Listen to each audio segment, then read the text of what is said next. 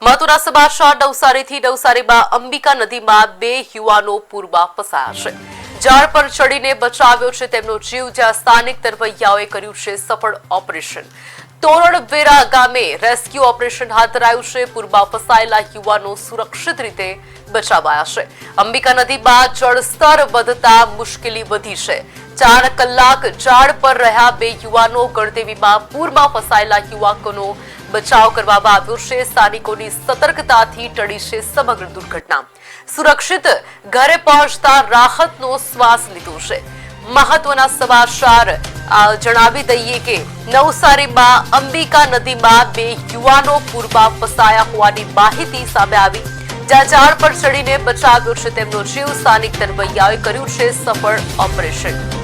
તોરણવેરા ગામે rescue operation હાથ ધરવામાં આવ્યું હતું, જ્યાં પૂરમાં ફસાયેલા યુવાનો સુરક્ષિત રીતે બચાવાયા છે. અંબિકા નદીમાં જળસ્તર વધતા મુશ્કેલીઓ જે છે તે વધી હતી.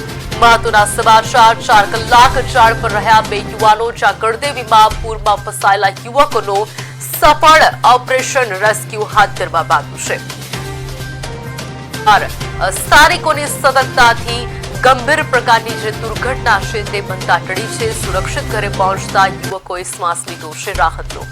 મહત્વના સમાચાર આપને જણાવી દે કે નવસારીમાં અંબિકા નદીમાં 2 યુવાનો પૂરમાં ફસાયા. આગે વધુ માહિતી આપવા માટે હાલ અમારા સંવાદદાતા જોડાઈ ચૂક્યા છે.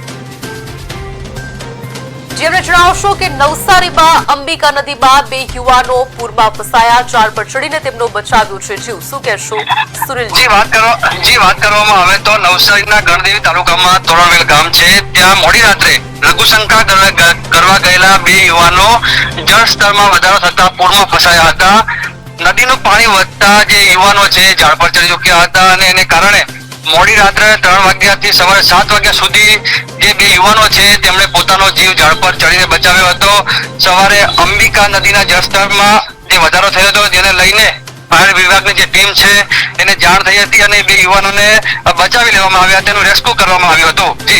જી ચોક્કસથી સુનિલજી, આપે કહ્યું છે પ્રકારે કે અંબિકા નદીમાં પૂર આવ્યું, જેના કારણે 2 યુવાનો ફસાયા હતા. ત્યારે હજુ વરસાદ જે છે તે આવવાનો બાકી છે હજી પૂરેપૂરો, ત્યારે પ્રી મોન્સૂન કામગીરીને લઈને તમે શું કહેશો જ્યારે અંબિકા નદીમાં જળસ્તર વધ્યું છે?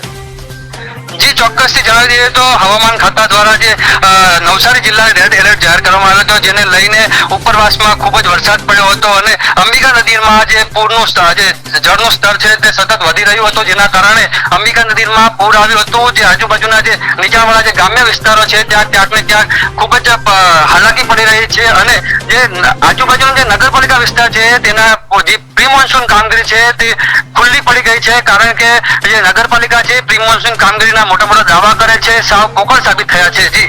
જી ચોક્કસથી વરસાદ, થોડા જ વરસાદમાં કહી શકાય કે જળબંબાકારની સ્થિતિ, ઠેર ઠેર વરસાદી પાણી ભરાયા છે. ત્યારે આક્રોશ જે છે તે સ્થાનિકોનો હાલ તો જોવા મળી રહ્યો છે. શું કહેશો?